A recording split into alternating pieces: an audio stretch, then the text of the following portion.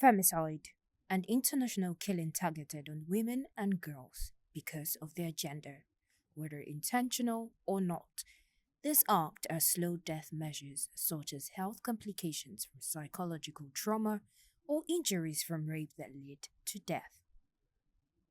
Unlike general homicide, femicide specifically reflects the role that gender discrimination and unequal power relations play in the killing of women. In Nigeria, femicide has become an increasingly visible social and human rights concern.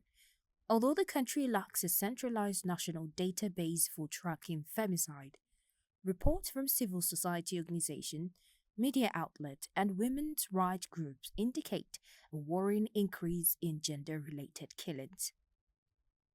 The numbers currently reported at the national level are questionable, especially with the prevalence of economy motivated harvesting of female reproductive organs in the country.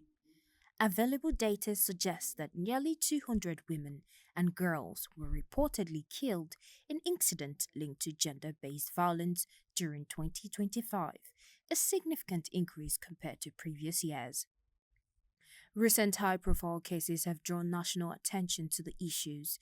Addressing femicide in Nigeria requires a coordinated response involving government institution, law enforcement agency, civil society organization, community leaders, and the public. The Federal Republic of Nigeria does not have a law against femicide or comprehensive global femicide data. Ultimately, femicide is not only a women's issue, but a broader societal challenge that reflects deeper inequalities and failure in protection systems.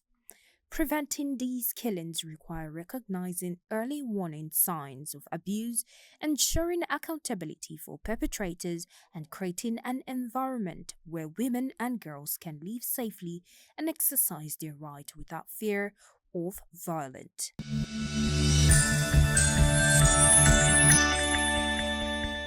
Hello and welcome. This is 360 Youth Dialogue here on Third Eye Africa Television, your favorite station here on this channel. I am Juliet Omura. It's good to have you join us here on this episode. And today we are taking a look at something some people may frown out rather. We're looking at femicide and gender justice. What can be done? When we talk about femicide, or when people hear femicide, they're already squinting, they're already, second guessing. Is it really necessary? People die, everybody die. Why talk about a segregated people? Why talk about a particular people dying? But it's necessary we talk about this particular because there are statistics that says that every 10 minutes a woman dies. And when you look at this, it's usually a family member or a relative or just someone close to her. And they see women as, weaker vessels, and women can't really, defend themselves as it should. And on this topic, I have here a very able hand. She's a representative. I call her a representative for women. She's the global president for Women Community in Africa and also the executive director for Children Impact and Development Initiative. She is Dr. Adetoun Dali. Welcome to 360 Youth Dialogue. Thank you very much. It's so good to have you join us. So let me start from, representing women so far. How would you describe it? It's a full-time job. Women are buffeted on all sides. You talk about relegation in politics, you talk about relegation in education, because for the woman starts from that girl. That girl at birth, that the father is already a girl again. Oh. That is where the problem of the woman starts from. From being rejected. When the ultrasound that signifies the gender says female, then the problem of some girls have started. So that's why I said it's a full-time job. You have to look out for the girl child. You have to look out for her regarding her access to menstrual supplies. You have to look out for her not being bullied, gender-based violence of all kinds, domestic violence of all kinds. Women are shortchanged in politics, in leadership roles, in trade, in entrepreneurship. The list just goes on and on and So on. it's like you get a lot of cases concerning women on daily basis. Different aspects of our life as women. Interesting. Okay, let's go to let's go to the serious aspect now, where we talk about femicide. What differentiates it from other side? You know, we have homicide, genocide. What differentiates it from other side, and why is this particular discourse important? Every form of murder, killing, death is something that every society should frown at. Okay, but for women particularly, women are the weaker vessels. Women are the womb that carries sustainability. So if we refuse to look out and protect this group of people, it means the human race itself cannot be sustained. These are special people, not particularly for any other reason, but for the makeup and the responsibility that has been placed upon women by nature itself. So that's why, because women carry the womb, as you say, where they are meant to protect the women because of the sustainability. I mean, for human race to continue, we don't go extinct. That's but right. let's look at this statistic. You know, there's this sobering statistic that from United Nations, that every 10 minutes a woman is killed. That's sad. We're looking forward to sustain human race, and every 10 minutes, one woman is killed. Every 10 minutes. That's in 24 hours. We have like how many women dead? So let's talk about that. Do you agree with this number, or is it just statistic, or do you agree? Do you think it is true? Do you know what I really think about these statistics is the fact that we can all sit down in our offices, in our homes, and really begin to argue the truth behind these statistics. Because it has not come close, we can see it as numbers and begin to argue the accuracy of these statistics. But when it comes close, when you have lost a sister to a partner, when you have lost a mother to a husband, when you have lost women, in avoidable deaths have occurred of women. How can a woman die every 10 minutes? That is very, very sad. So if it has not come close, we can argue the veracity or the sincerity of those statistics. But beside the statistics, it is really something everyone should speak against. Everyone should continue a conversation on the protection of the female gender. And if looking at what you just mentioned, it's either there are avoidable death. It's either Definitely. the husband, the friend, someone she actually trusts. It's like women are more at the hand of people they trust. I don't know what you think about Yes, that's familiar danger. familiar Before danger. now, several years back, we only needed to be cautious with people we didn't know. We only needed to protect ourselves against strangers, people we didn't know.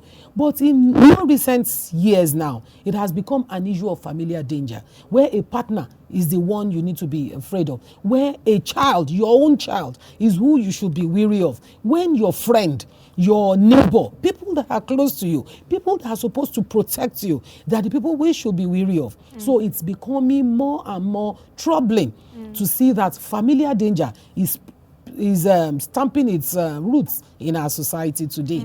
But let me just get more personal. Why is it that women are endangered species? For me, I look at it and say, because of the opportunities that we lose. See, I said a girl child is shortchanged from the womb. When the scan is done and it's a female, say, oh, a girl again. That kind of a child is not going to have the necessary love. It's not going to grow in an emotionally stable environment. So all of these things begin to water down our self-esteem, our self-confidence. It starts from there. And then they get into places where they are supposed to be able to compete favorably with their male counterparts, but they are played down. Somebody bringing me in the car just now, we got to Transcorp Junction, and a woman took right of way when she was supposed to be patient, and the guy went like, oh, it's a woman. I said, excuse me, you cannot generalize. You will not stereotype women that we are not patient at the steering. I'm not going to accept that. It could be anybody. It could be a male, it could be a female. Exactly. But you can see what the society already places on us. So all of these things help only results in shrinking our world, making us less able, even when we are able. It takes a lot for a woman to stand up and say, I'm able. So many things are dragging her down, telling her she's not able. So it's just sad for the female race. We need more affirmations. We need more opportunities. We need help. True, right. I mean, I'm not just supporting, I'm not just nodding my head because I'm a woman, but it's still the same thing. But speaking about, equality and equity and all that here, just before we go right deeper into our conversation, is there a way women can actually stand up for herself? Because you said there are a lot of things that weigh women down, that consciousness that you're not strong enough, you're not able, you're being stereotyped here and there. So is there a way a woman can, stand up for herself? We have to be intentional. We have to be intentional about standing up for ourselves. We have to be intentional about empowering ourselves. If we leave our lives in other people's hands, then we will not get the best of it. Every woman should rise, believe in herself, and do all they can legitimately to empower themselves so that they get to stand out there. And for women that have crossed the bar, they have affirmed themselves over time, their self-esteem is held there, they should learn to pull others along. Okay. We shouldn't walk this walk alone. Okay. We should But have so many girls. Let's talk towards the aspect of defense, where we're looking at women, being endangered at that particular point. How is it really? Because let me just put it out there that there are some women that actually stand up for themselves. There's a viral video that went around where a woman was literally beating the man to stupor, and a lot of people would actually drag her down, like, oh, you're acting like a man, or that or that. But it is necessary. In my own point, I feel it is necessary if you're being endangered as a species, as a woman or a male.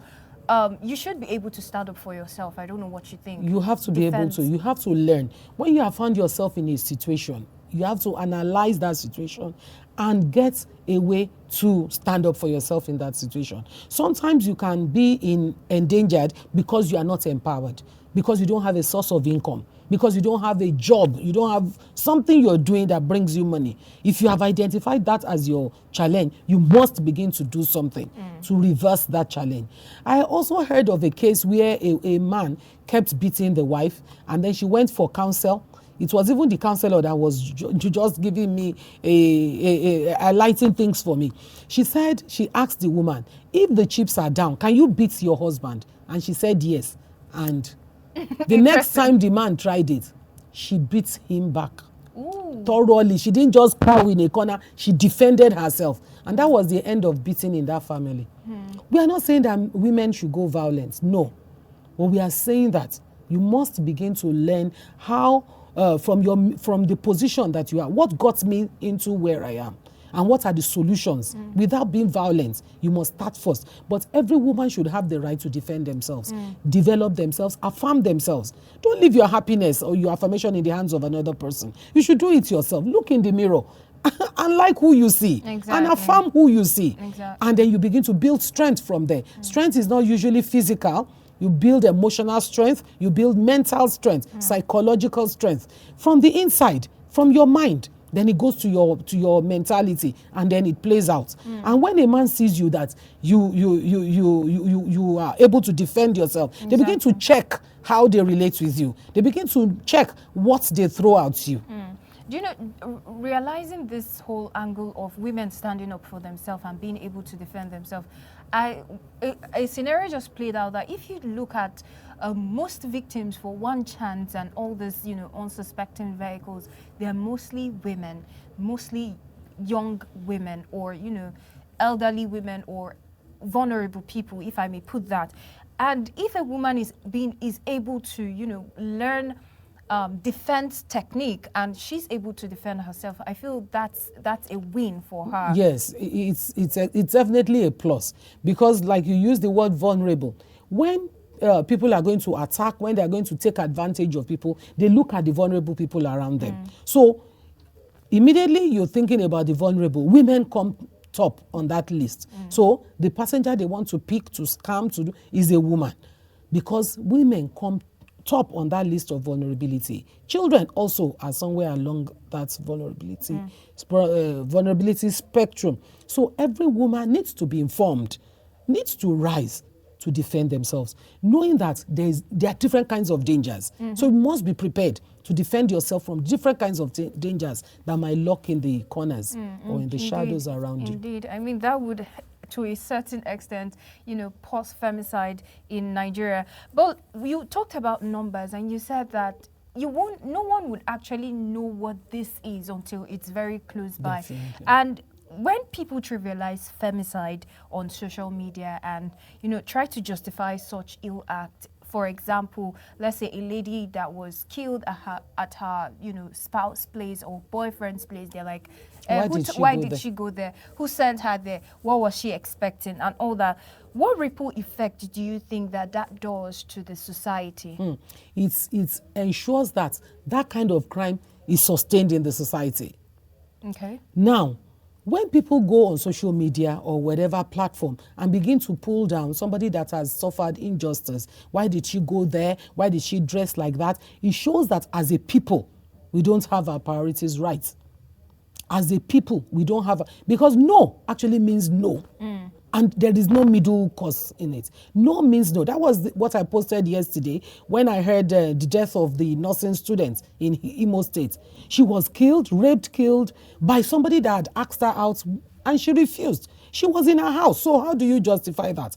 If a girl in her own house can be raped and killed, then how do you now condemn somebody or in the club, on the street, because she didn't dress well? So it means that if fully clothed people, somebody in our own house can experience that kind of gruesome murder, it means that it doesn't justify the fact that she didn't dress well. Why was she there? Why did she go there?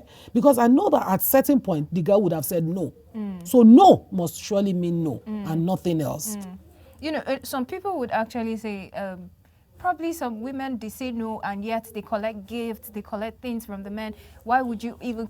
There's a lot of justification surrounding all this. And like you said, no means no. But if the society keeps, affirming this, and one thing that's recalling in my mind is a situation where a rape occurs and it's now a male, and they turn it as a laughing stock, like, oh, he was raped, she was raped. So it's more like men are mimicking women in their whole, when it comes to women, I mean, forget those people, they always cause drama. It's just something. So they trivialize the extent, the very importance that a life was lost. Why? Because she is a female, she can't defend herself. I mean, if a man should attack a man with a gun or a knife, he would defend himself to an extent. But because she is a female, that's why it's called femicide. This is murder or death, destroying against a particular gender. And let's go to now to the society. There are societal norms that, trivialize women and institute violence against women. I know you already know your head because there are a lot you can remember. I want you to speak on the societal norms and how we can dismantle these norms from taking hold on women in the society. We must continue to advocate for societal norms, cultures, and traditions that do not serve a worthy purpose. We must do away with them through sensitization and advocacy. And in Women Community in Africa, we do a lot of sensitization and advocacy to traditional leaders, community leaders, and so also in Children Impact. We go directly to these leaders to help us disseminate these facts to the members of the community. A culture that trivializes women, devalues women, what is that culture going to serve? It's only going to wound the society. Any society, any community that does not place premium on any member of the community, or because she's a female, she's less than a human being, it's not right. That community will suffer. At the end of the day, there is a negative impact from allowing women grow, from allowing the female gender grow in such an environment. So cultures and traditions that do not uplift anyone in the society should be done away with. Cultures of saying you have to be seen and not to be heard, whether as a woman, whether as a child, whether they don't serve any purpose any longer. So these are things we need to do away with so we can have a healthy society, healthy community. The society must get its priority right. Human rights in all of its ramification is for both men and women, and none should be left aside from enjoying the rights. Indeed. But let's talk more on societal norms.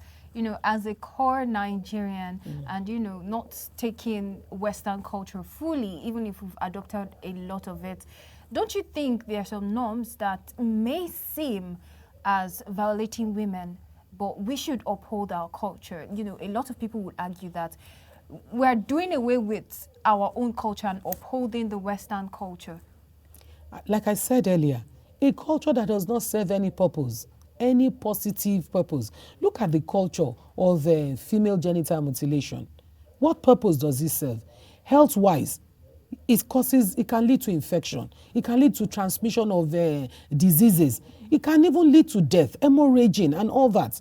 So if it can lead to all that, and then many times that I've talked about gender mutilation, I get people calling and say it prevents promiscuity. And I'm saying, teach self-control to the girl child. Teach self-respect and self-worth to the girl child. Any child that has been properly taught self-control and self-worth will definitely not go into promiscuity. It's not an issue of whether she's circumcised or not.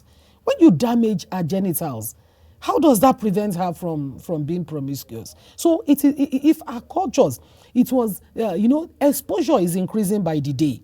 It's not imbibing Western culture, but exposure is increasing by the day. Knowledge is increasing by the day. Innovations are increasing. So we must flow through. Imagine when we had the landlines, and then you needed to go to a point before you could call your father, call your children. But now we carry our mobile phones around. So if we could do away with those tabletop phones to an extent, and then have this mobile, which is more convenient, why are we imbibing the foreign culture that way of carrying mobile phones around? It's because we have seen the positive side of it. So all of our cultures, they are good. And for culture, for language, for food, for dressing, I'm all the way for culture and several other things that culture teaches that has positive impact on human beings, but not on the ones that have negative impact. So we must sit down and dissect these cultures, these norms, these traditional beliefs. We must sit down, even religious beliefs. We must sit down and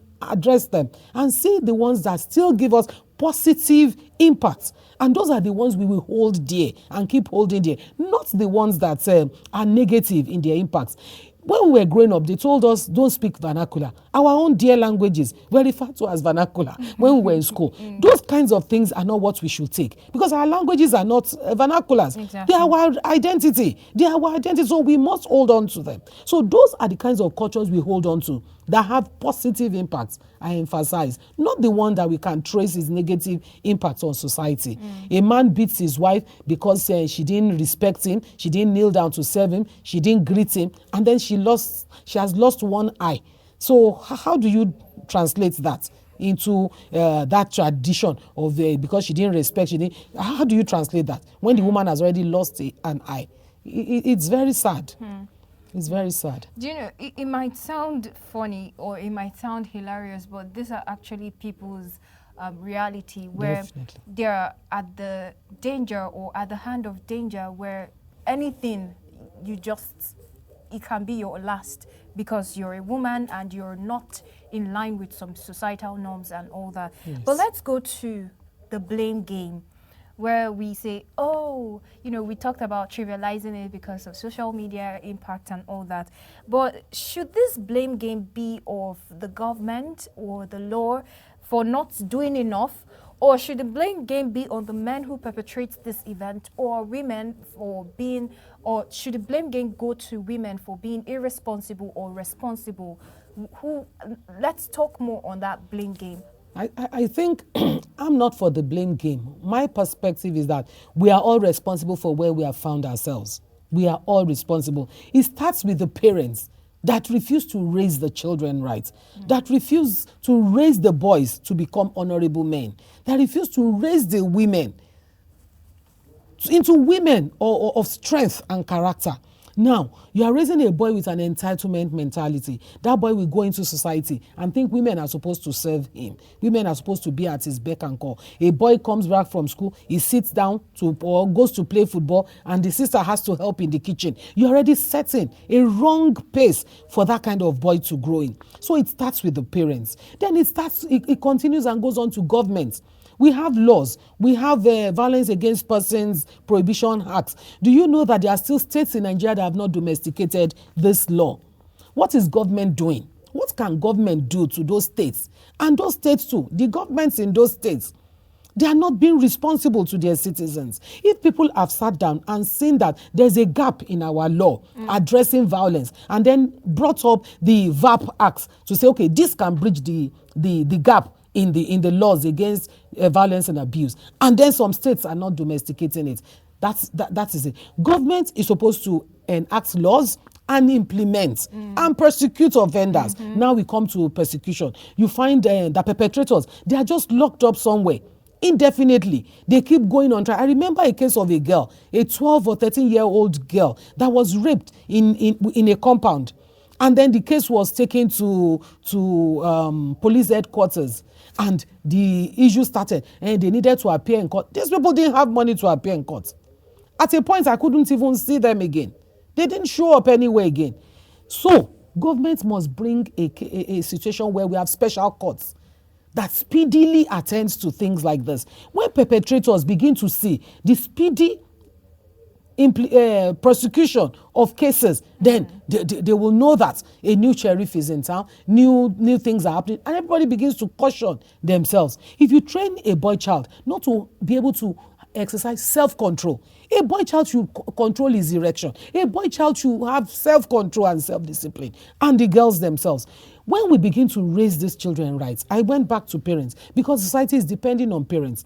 Parents are the ones that help form values and vices in society by the way they raise their children. I've mentioned government. I've mentioned the law, getting special courts, speedy attention to laws. And we must increase sensitization. A lot of NGOs, a lot of civil society groups are advocating and sensitizing communities, schools, children, and families on this issue. We need to do more. Our society is suffering because of this. When you hear cases of women that have died in the hands of partners, in the hands of their husbands, in the neighbors, special somebody in their lives, some even in the hands of their children, then you really know that the society has a lot of problem on our hands. You've already gone ahead of me on the points, but I like the fact that you've already mentioned this. So it's a collective responsibility. It's a collective one. It's a collective blame. I mean, everybody all of us must bear in the blame. It's when we take responsibility to accept that we all should bear this blame, then we can go to the drawing board and say, okay, I as a person, what part am I supposed to play? So I begin to remove myself from this blame that we are all collectively sharing. So when I look at my situation, I have to check, how am I raising my boys? How am I raising my girls? It starts from there. Am I in government? What laws am I supporting? What am I doing? You know, as regards the law, if you are in any security arm, the referral pathways, the police are the first responders. So as a policeman, how am I doing it? When they bring cases, do I just tell them it's family matter? Is a family matter? And then the next thing you hear, one of the spouses is dead. One of the whether the husband or the wife, somebody is dead. But you saw it when they brought the case. You say it's a family thing. Go and settle it at home. So what else can I do to ensure that this blame that we collectively bear, we bring collective solution to it? If the police, when they are reported to, will handle the case the way it should be handled, then society is going to get better. If parents will decide to raise their children right, society will get better. Governments do their bit by enacting law and implementing and persecuting perpetrators. The society will change in no time when we all begin to provide solutions to this deadly trend that we have in our hands. Indeed. But we forgot to bring the stakeholders, that's the perpetrators themselves, what role they play in the whole... They are our major problem. The perpetrators themselves, they are major problems. Okay. And like this discussion we are having, we are sensitizing somebody. That route you are taking is a wrong one. you have to turn. If you have been doing it, you have to stop. If you are on the edge of it, you are just giving one slap today, 2 slaps tomorrow. The next slap might be the last one that will nail the coffin. So we are talking to perpetrators to change their ways. And because we will speedily, as a people, as a government, we will speedily persecute other perpetrators. So new ones don't come on the bandwagon. New ones know that, I can't get away with this. So I better not even go there.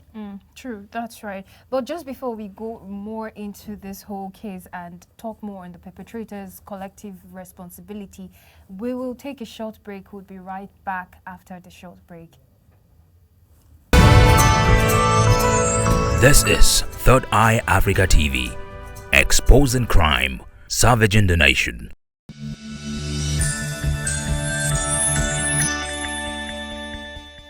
Hello and welcome back from that short break. If you're just tuning in, you're quite right on time, but we've been having a wonderful conversation here on 360 Youth Dialogue where we are talking about femicide and gender justice. What can really be done? What can really stop this? I have my guest here, Dr. Adetoun Dali. She is the Global President for Women Community in Africa. So if you're in Africa, this is who you should meet for for your representation as a woman. And she's also the Executive Director, Children Impact and Development Initiative. We've been having wonderful conversation where we've talked about the collective responsibility. She went ahead and told, we're talking about the blame game, and she already shared the blame game and the responsibility. So you don't need to ask or think about your own responsibility, what responsibility you play. You already know it if you've been following. But if not, you need to stay tuned to keep updated on what can be done. And let's now go to the quest for women's rights. A lot of people have clamored, women's rights, women, we want equity, we want equality and all that. By feminist people, they tag feminist and other women group. Do you think this has fueled misogynistic men into resentment and normalizing violence against women because they want to take dominance on women? You're looking for ego, and then they just try to oppress you because that's the manly or masculine way to dominate on your right. When I was talking about that all of us brought ourselves to where we are, I mentioned the fact that raising our boys with entitlement mentality, not raising our boys right. So it goes back to say that a man that feels he needs to dominate a woman already wasn't raised right. The only person you need to dominate is yourself. You need to dominate your emotions so they are under control. And then you give the right emotions. You tame your emotions. You tame yourself. That is where you don't need to dominate any other person. So for a man thinking that he wants to dominate a woman, he's already gotten it wrong. Then another thing, for people that are called feminists, maybe many of this group of people don't address issues right. The first thing, when you are looking for gender justice, when you are trying to protect the rights of women, when you are looking to equity and all that, you need the men themselves. So you need to be able to appeal to the men themselves. Okay, for a man, your mother, your wife, your sister is a woman that you need to stand up for. So I'm sure that for many of those men that want to dominate, the people you find they want to dominate is their wife. They are loving to their mother. They are loving to their sisters. They are loving to, their aunties that are around them. So we need the groups that are into feminism to find a way to fine-tune their strategy in getting things done, which are the rights of the women. We need men to understand. Like I said, in the raising of these men, many have not even understood. Every man should be able to be brought to an understanding that for any female that you see, they need your help. We need the help of men. We do. We need their help. So when we approach getting our rights from the fact that we need you, we need your help. So there's no competition. There's no competition. Women have been created to complement men, not to compete with them. So when we begin to agitate for our rights in a competitive manner, that is when we'll have the problems. Remember, before we started the program, we were gisting, and I said poor representation of women in political space is not to compete with women, men rather. We need to complement. And I said, for laws that will address our concerns of the children even, we need women to contribute to it. We wear the shoes, we know where it pinches the most. So if you have women as forming almost 50% of the human race, when decisions are being made, how do you now neglect that group of people? It means that you can't get the full perspective. So we are not competing with men, we are complementing their efforts, and indeed we need them to be able to get our rights on board. Exactly. We're not competing men, we're complementing them. We want to complement them. So Exactly. we're asking for them to make room for us to complement the efforts that they are putting in. But just to dive deep into this sentence, we're not competing with men, but we're complementing them. And looking at what really fuels femicide in Nigeria, what would you say? I would say ego, low self-esteem, lack of self-confidence. That's from the From the males, from the male themselves that perpetrate these acts. They feel the woman is competing with them. They feel threatened by a woman's success. They begin to poke holes. She's not respectful. She's not listening. She's always talking back at me. If a man talks back at you, what are you going to do? You're going to slap every man that talks back at you. In fact, you will meet people whose muscles and strengths are double yours. Yeah. And then what comes out of it?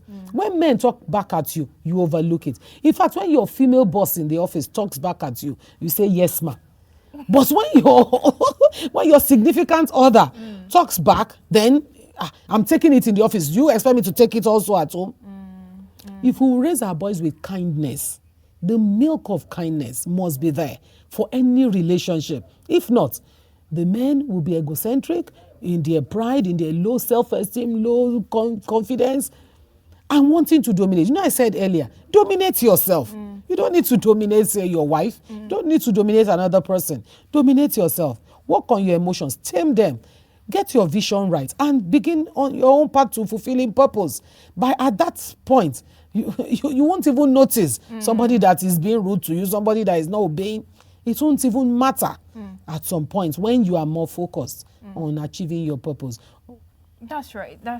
But let's look more to this, and we made mention of, social media, and you've made a whole lot on upbringing, background and all that is really necessary when men are brought up right. When sometimes men are not just the perpetrators, even women too commit femicide. But when everyone is brought up right, we would actually have a better society.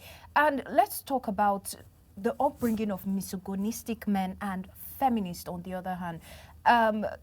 Looking at how social media has played its role in bringing the current Gen Z generation, where everybody have their own opinion, everybody has their own title, and this is shaped by what's going on social media, what's trending. Oh, feminism is trending, therefore I'm a feminist. Oh, misogynistic men are trending, therefore I'm a misogynistic man. So how more can social media play less impact or more impact in femicide?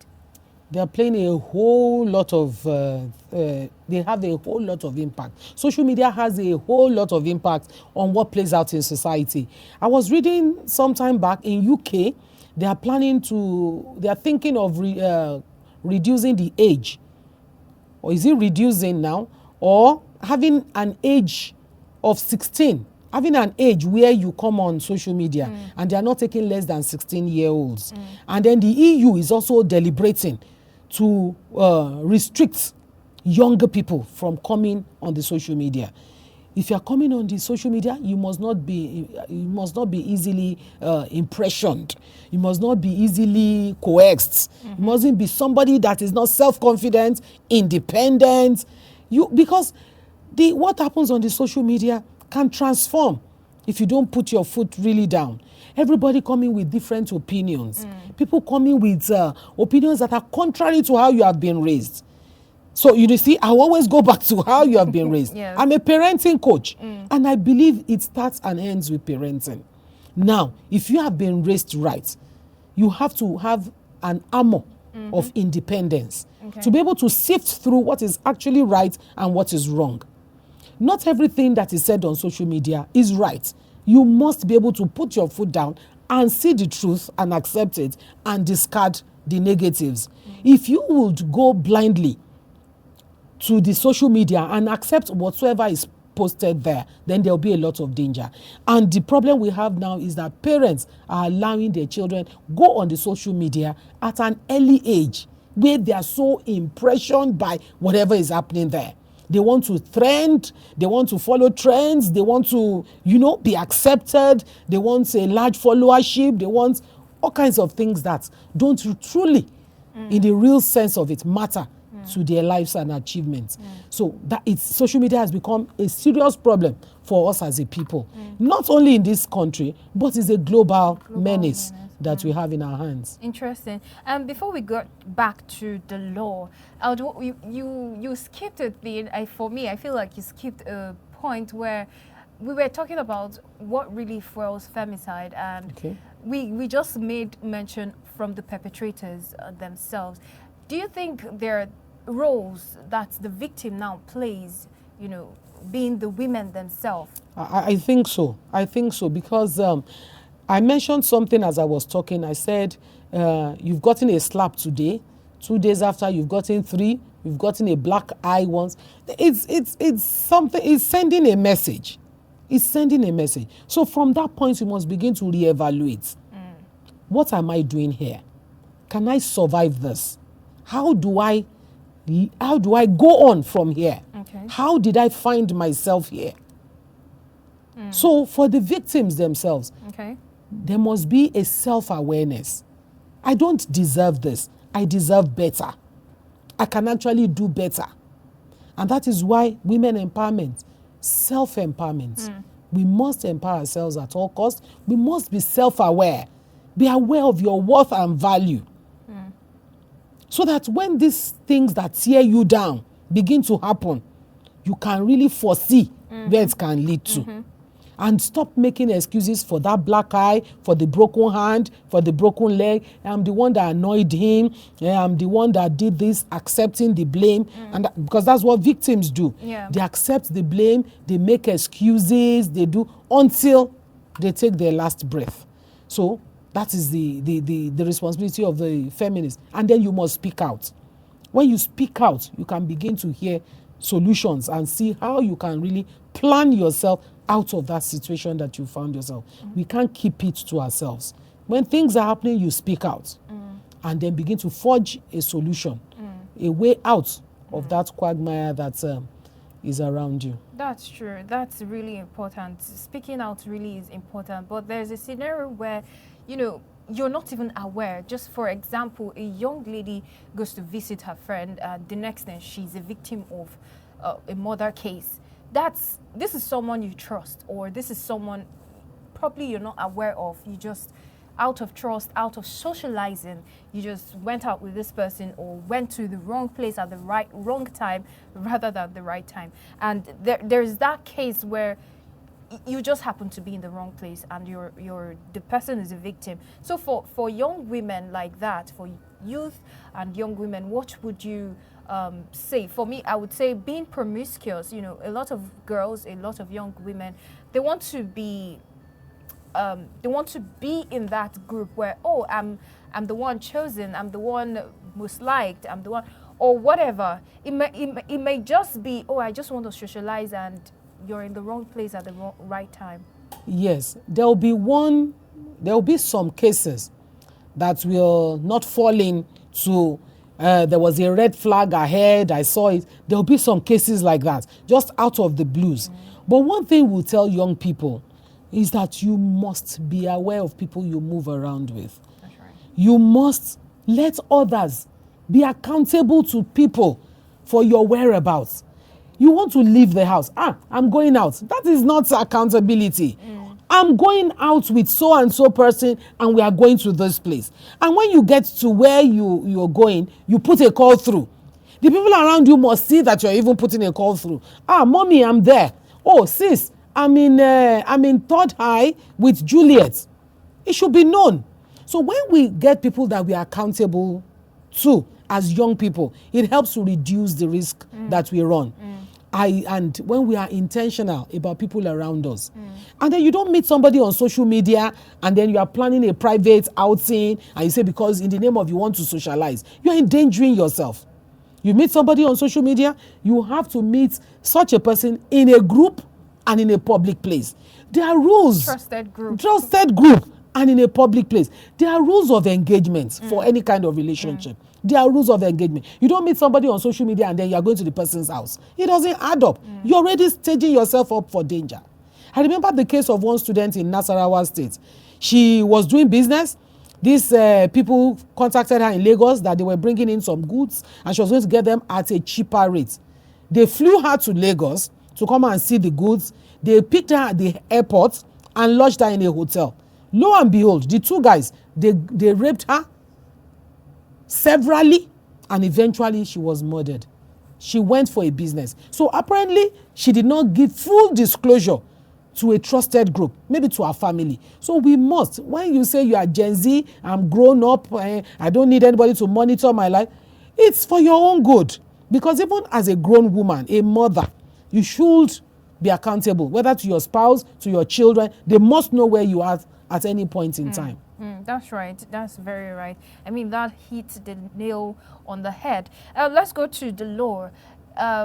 You made mention of VAP law being in existence and all that. But despite that, we've seen that there is weak implementation. Why is that so? That's why I said we are all to blame. And that was part of the blame for government. I don't know why government will not ensure that they have domesticated this VAP law in the states, and then prosecuting perpetrators still drags on for so long. And I mentioned the fact that there should be special courts so that there can be speedy attention paid to these violations against anyone in the area of abuse and violence. That brings me to probably my last question, but not really my last. Is the law really concerned, looking at there is high cases of femicide and such ill acts, and we're seeing low numbers of perpetrators being punished, and looking at the fact that implementation of the VAP law is not being implemented fully and domestications of the VAP Act? The wheel of the law is grinding, but it's grinding so slowly.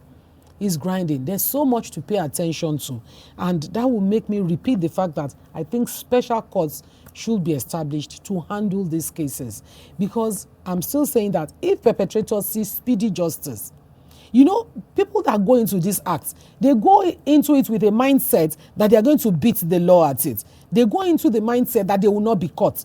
If actually they took a second thought that they could be caught, they would not continue on that evil road that they were treading. But they feel they are smart, they will beat the law at it, they will escape it, they will, when they think like that, they will continue. Something has to check that thought. Like, oh, somebody did it in Imo, the person has been killed. Sometimes when the law even says death by hanging or something, the state governments don't sign those death executions. They don't sign them. So the person stays there and then there's jailbreak and the person escapes, or one government comes into power and then we are doing October 1, we are doing, what do they call it, the amnesty and things like that. And erroneously, somebody that killed another person that should be executed now gets justice. Now gets released rather as celebration for October 1 and things like that. If the judgments are speedy, and the state government will append signatures to execution, by the time you have 3, 4, 5 in different parts of the country, it's sending a message. It's sending a message, and then everybody begins to check themselves. Indeed. And to bring us to an end to this, one last question I would want to ask is a personal question. I mean, it's not generalized. You may have your own answer to that. What really do you think is justifiable for a sentence for femicide? It's death. It's death, straight up. Once it's, the challenge we have is establishing the fact that the crime was committed. I remember somebody saying yesterday, was it that one man was accused of rape or something, of femicide, and he had been in jail for over 10 years. By the time they took up the case, they found out that he was innocent. So when I was advocating for speedy justice, they're saying, so if we have speedy justice, that man would have been killed for a crime he didn't commit. So the speedy justice way swings both sides. So let's investigate these cases properly, thoroughly, completely, and then expedite justice. And the justice is just death. If you kill somebody, then you should also be killed. Interesting. Thank you, Dr. Adetoun Dali, for coming to 360U Dialogue. It's such an honor to have you here. Thank you very much. It's my pleasure. Don't worry, if I have any case, I know who to run to. Anyways, thank you to our viewers. Thank you for joining us here on 360U Dialogue here on Third Eye Africa Television. I am Juliet Ounra, and keep watching Third Eye Africa Television.